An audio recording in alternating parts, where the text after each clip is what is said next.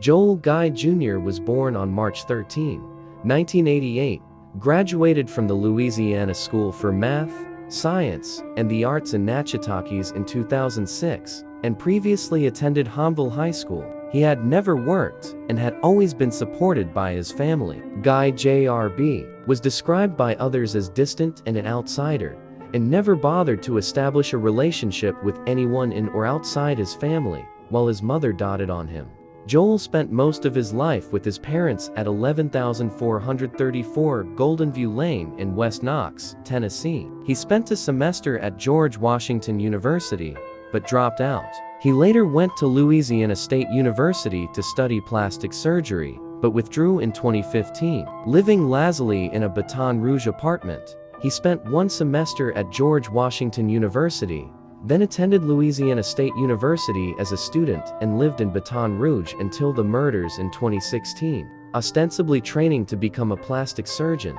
He had spent 9 years in colleges without graduating, all of it financed by his parents. He had still never had a job. When Joel Guy Sr. was fired from his engineering job, his wife was earning a small salary at a human resources job for another engineering firm, and the couple wanted to retire. The 61-year-old father and his 55-year-old wife thus happily hosted one last hurrah, inviting their children for Thanksgiving 2016. They planned to move back to their native Kingsport, Tennessee, 2 weeks later, but they would never get the chance because Joel Guy Jr., well versed in his parents' finances, wanted their money for himself. Guy was angry because his parents were about to cut off his support, court testimony showed. They wanted to move to Surgoinsville and enjoy retirement. Guy Jr. parents were soon to retire and would stop providing money to their son. He was to receive a $500,000 life insurance policy if both were dead or missing. The murder involved an elaborate plot to stab both parents. The Guys had recently sold their Knoxville house and planned to retire to Surgoinsville. Like most Americans, in late November 2016, Joel Michael Guy and his wife Lisa were preparing for a holiday feast. The Knoxville, Tennessee, couple was grateful to have their son, Joel Guy JRB, attended and his 3 half-sisters over for Thanksgiving. Joel Guy JRB, 28, and his sisters gathered with their parents, Joel and Lisa Guy, on Thanksgiving 2016. They met at their parents' 2-story home located on a beautiful, perfectly manicured corner lot on Goldview Lane in Knoxville, Tennessee. The couple had been married 31 years. Joel had 3 daughters by a previous marriage, and Lisa and Joel C. Oster gave birth to their son, Joel Michael Guy JRB, in 1988. It would be their last holiday together in their family home. Joel C. Oster and Lisa had just sold their Knoxville home. Lisa was going to retire, and both were moving into Joel C. Oster's late mother's mountain home 90 miles away in Surgoinsville. The family all looked forward to a Christmas reunion there the next month. The Guys said goodbye to their daughters, who lived in Tennessee, and planned to say goodbye to their son Joel on Friday of that week before he headed home to Baton Rouge. The Guys had mentioned to their daughters that they planned to cut off Joel JRB financially after the Thanksgiving get-together. It is not clear if Joel and Lisa ever got the opportunity to tell their son they were no longer going to support him financially. The celebratory feast on November 26, 2016, 61-year-old Joel Guy Sr. and 55-year-old Lisa Guy were murdered and dismembered by their son, 28-year-old Joel Michael Guy Jr., in Knoxville, Tennessee, United States. Guy Jr. stabbed his father at least 42 times, his mother at least 31 times. He dismembered them both, boiling his mother's head in a pot and flushing their flesh down the toilet. Guy Jr. attacked his father with a knife in a second-floor exercise room while his mother was out shopping for groceries at Walmart. The son first turned on his father, stabbing him to death in an upstairs workout room on Saturday morning. He then waited for the mother who had doted on him throughout his life to come home from grocery shopping, killing her on the upstairs landing. The scene showed evidence of a struggle, with torn blinds, blood on the wall and corner, and an overturned Bowflex machine. Guy Sr. hands were removed at the wrists and left nearby on the exercise room floor. Upon arriving home, Lisa Guy entered through the front door, dropped the groceries on the floor of the foyer, proceeded upstairs, was attacked, then killed with a knife. 9 of her ribs were severed. Lisa's head was removed, carried downstairs. Guy put his mother's head in a stock pot on the kitchen stove. He placed his parents' torsos and limbs into 2 45-gallon plastic containers and turned the thermostat to 90 degrees. His notebook explained that this speeds up decomposition and might melt fingerprints. At approximately 3:30 p.m., Guy Jr. was seen in Walmart's first aid section, obtaining bandages and ointment for the wounds to his hands, including a deep cut to his left thumb. He also purchased isopropyl alcohol and hydrogen peroxide. Lisa's co-workers became worried when she did not show up at work on Friday. Lisa's boss, Jennifer Whited, was suspicious of her absence from work and called Police 911 for a welfare check. Lisa worked at Jacobs Engineering in Oak Ridge, where she was a human resources account payable administrator. It was supposed to be Lisa's last day before she retired. After trying to reach Lisa by phone repeatedly with no answer, her co-workers called the police and requested a welfare check at the guy's home. November 28, 2016. A patrol officer responded to the guy's Goldenview Lane home after a 911 call from a co-worker of Lisa Guy, who was worried because she had not shown up for work. The officer went to the house but didn't see anything alarming. Later that day, the co-worker called 911 again with increasing concerns because Lisa had not shown up for a goodbye luncheon.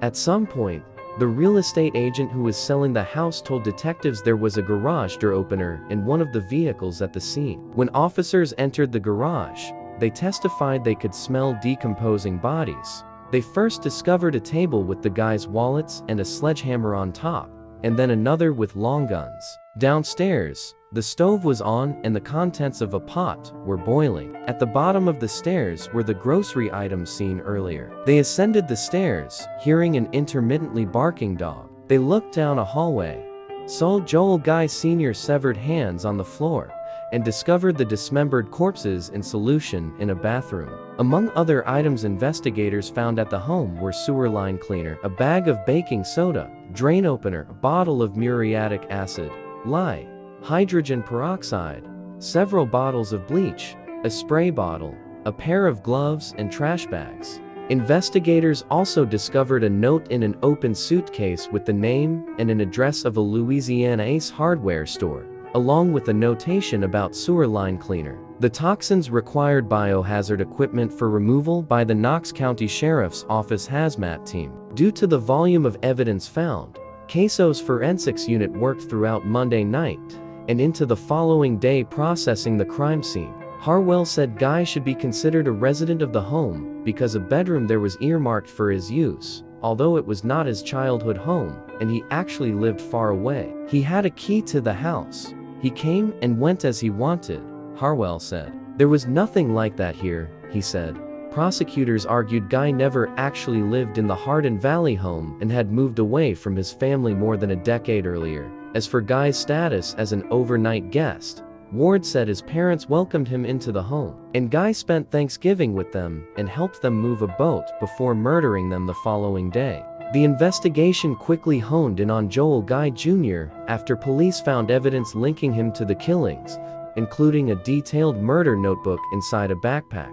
Prosecutor Salage Guy, a perpetual student who had never had a job, began planning his parents' murders in early November after they told him they were planning to retire and would cut him off financially. The prosecution at his trial dubbed the handwritten journal found in Guy Jr. backpack the Book of Premeditation, as it contained detailed notes outlining his intent to murder and destroy the remains of his parents.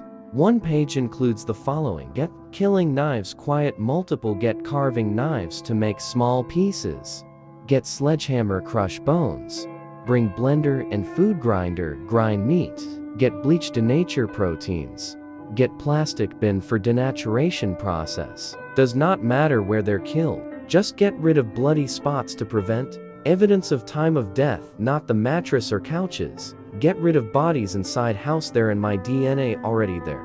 Open up doggy door to provide entryway, needs to be blamed, not intruder. Flush chunks down toilet, not garbage disposal. Get plastic sheeting for disposal process. Get hollow point bullets just in case we'll be seen buying bullets.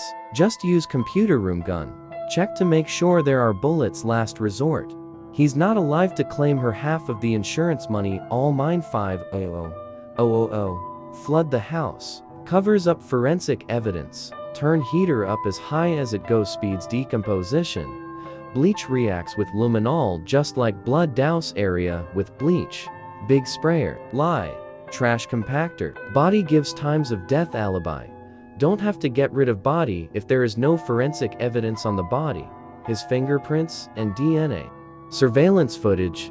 Guy Jr. was caught on several surveillance cameras buying the supplies he would later use to murder and try to dissolve his parents. He used cash for every transaction and self-checkout most of the time. He bought supplies for the murder as early as November 7, purchasing several items at an Ace Hardware in Napoleonville, including muriatic acid and food-grade hydrogen peroxide. On November 18th at Home Depot, cameras recorded him buying the bleach sprayer, extension cords, and a timer. At Academy Sports on November 19th, he was seen buying a knife. On November 21st, cameras captured Guy JRB at a Knoxville Walmart buying blue totes. Lisa Guy was also seen on surveillance footage shortly before her murder, buying items at Walmart at approximately 12:15 p.m. Guy Jr. and attorney Jonathan Harwell filed the 36-page appeal on October 3rd in the Court of Criminal Appeals for Tennessee in Knoxville. In that document, Guy Jr. is appealing a lower court's decision earlier this year that denied his request for a new trial. In the appeal, Guy Jr. and his attorney argue that the appeal is driven by two decisions made by law enforcement at the time the bodies of his parents were discovered. First, that law enforcement entered a private residence. Second, accusing law enforcement of being in the residence without a warrant and seizing dozens of items. The warrant requirement doesn't disappear merely because a crime scene is horrific.